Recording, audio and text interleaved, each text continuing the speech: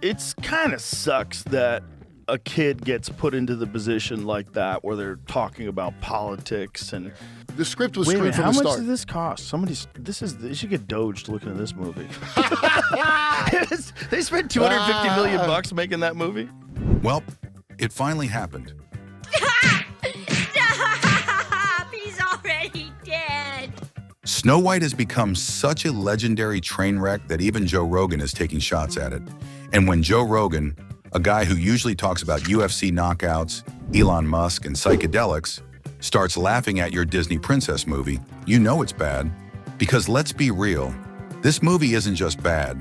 It's so bad that it's funny. Think about it, $250 million budget, and the CGI looks like a 2002 video game. A lead actress who spent more time fighting the internet than promoting the film. A modernized story that somehow pleased no one. And now even normies, people who don't usually care about Hollywood drama, are dunking on it. But here's the real question.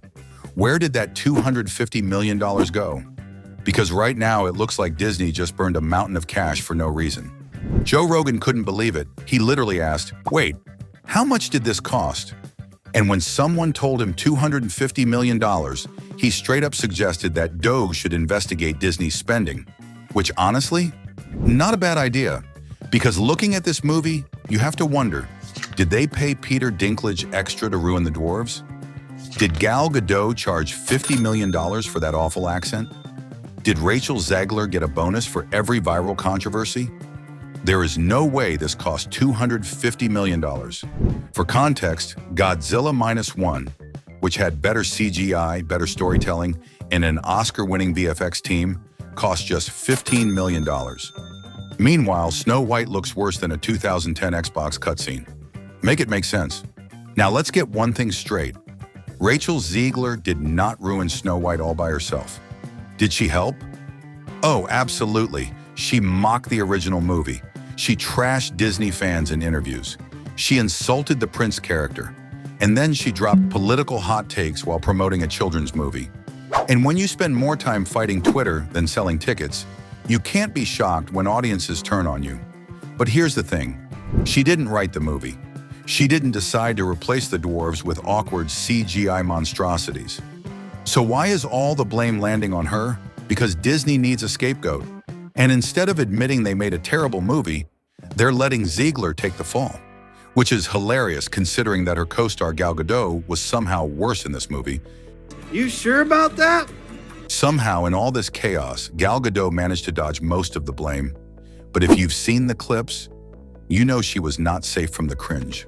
Her performance? Campy at best. Her accent? Distracting. Her evil queen? Less terrifying, more bad audition for a high school play. And yet, Zegler gets all the backlash while Gadot gets a free pass. Almost like Disney is throwing one actress under the bus to save face for the bigger star. Let's move on to the real crime of this movie. The CGI dwarves, a $250 million catastrophe. Can we please talk about these CGI disasters? Peter Dinklage went on a whole rant about how the original dwarves were offensive. And what did Disney do? They replaced them with nightmare fuel. Seriously, these things look like they were rendered on a Nintendo 64, and yet somehow we're supposed to believe this cost $250 million. Bro, where is the money? Where is the money? Did they accidentally send half the budget to Pixar? Did the CGI team just give up halfway through? Or was this just another case of Hollywood execs burning cash while pretending they know what they're doing? Either way, it's a spectacular failure. Given how bad the CGI looks, some people online are joking that Disney's budget might have mysteriously disappeared. This isn't the first time Hollywood movies had insanely high budgets with questionable results. Justice League reshoots, anyone? Could Disney be inflating costs to justify tax write-offs, executive bonuses, or other financial tricks? Joe Rogan rarely talks about Hollywood movies, let alone trashes them publicly. He mostly focuses on MMA, science, and conspiracies. So when even he's laughing at Snow White, it means the backlash has spread beyond just movie fans. The last time he went viral criticizing a movie? Velma and the Rings of Power. Both were cultural disasters. If Rogan's audience, which includes UFC bros, libertarians, and stoners, is clowning on Snow White, then Disney has lost the mainstream entirely. Rachel Zegler's PR disaster isn't just a one-time fluke. It's part of a bigger pattern, a trend of Disney casting actresses who, instead of selling the movie, spend most of their time fighting the audience. Sound familiar? That's because Brie Larson did the exact same thing with Captain Marvel. Brie gave interviews mocking male fans before her movie even came out. She called for fewer white male movie critics, which turned off a large part of the audience. She acted annoyed at having to promote the film, making it seem like she didn't even like being part of the MCU. And guess what? Captain Marvel still made money because it was sandwiched between two massive Avengers movies. But audience scores? Brutal. Now look at Rachel Zegler. She trashed the original Snow White and said it was creepy. She mocked Prince Charming, saying she wouldn't be saved by a man. She called out Disney fans, acting like she was above them. And she doubled down every time people got mad. The result? A full-scale PR nightmare where fans turned against her before even seeing the movie. And here's where it gets wild. It's not just Zegler and Larson. Disney keeps casting actresses who alienate fans and then acts shocked when people don't show up. Simu Liu, Shang-Chi, trashed Marvel fans on Twitter before the movie. Tessa Thompson, Thor, Love and Thunder, said she didn't care about what comic book fans thought.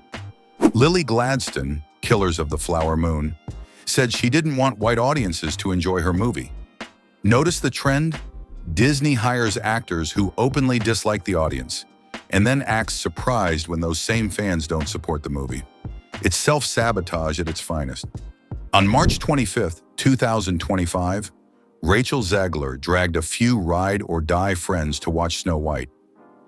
And thanks to Instagram stories, we got a front-row seat to the cringe. The theater? More echoes than audience. Her friend, screaming her name on screen. Rachel, applauding herself like she just won an Oscar for Best Actress in a movie nobody saw.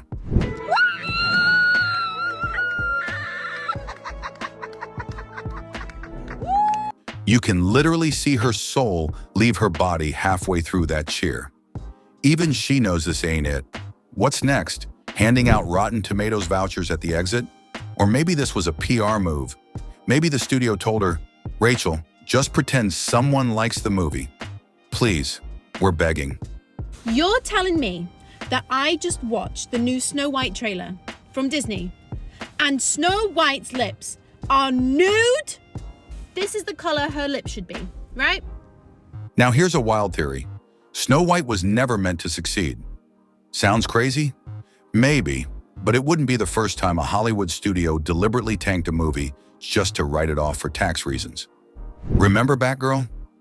Warner Brothers filmed an entire $90 million superhero movie, then canceled it before release just to claim the tax write-off. That move saved them more money than actually putting it in theaters. And let's not forget, Disney itself has a history of quietly killing projects for financial reasons. They pulled the plug on a Spiderwick Chronicles show after it was completed. They axed the Willow reboot from Disney Plus out of nowhere. They removed Crater, a sci-fi film, from their streaming platform only weeks after release. So here's the million-dollar question. Is Snow White the next sacrificial lamb? Think about it. The movie has no hype. The studio hasn't dropped a new trailer in months. Even Disney's marketing team seems to be avoiding talking about it. Would it really be that shocking if, a few months from now, Disney quietly announces that they're re-evaluating the film's release? Maybe it gets sent straight to streaming. Maybe it gets shelved entirely. Either way, Disney could claim a massive financial loss and use it as an excuse to restructure their spending. So here's the twist no one saw coming. It's not just Snow White that flopped. It's the idea of Snow White, of fairy tales, of reboots, of nostalgia. Because after a decade of Disney stuffing old IPs into the reboot machine and hitting print, audiences are finally saying, nah, we're done. This movie didn't just bomb because of bad CGI or Zegler's interviews or Gal Gadot's accent from Narnia. It bombed because we've seen this story 100 times, and this time, it didn't even bother to pretend it loved us back. It's like watching your favorite band do a soulless reunion tour where they forget the lyrics and spit on the crowd between songs. And Hollywood? Still confused. They think people are angry because change is hard. No, people are angry because you replace charm with snark, magic with messaging, and joy with homework. The fairy tale didn't fail. You did. So what now? Let the old stories rest. Give us something new, something risky, something weird. Let indie films cook. Let the next generation write their own myths. Because if the best you can do with $250 million is this, maybe it's time to stop remaking fairy tales and start waking up from one.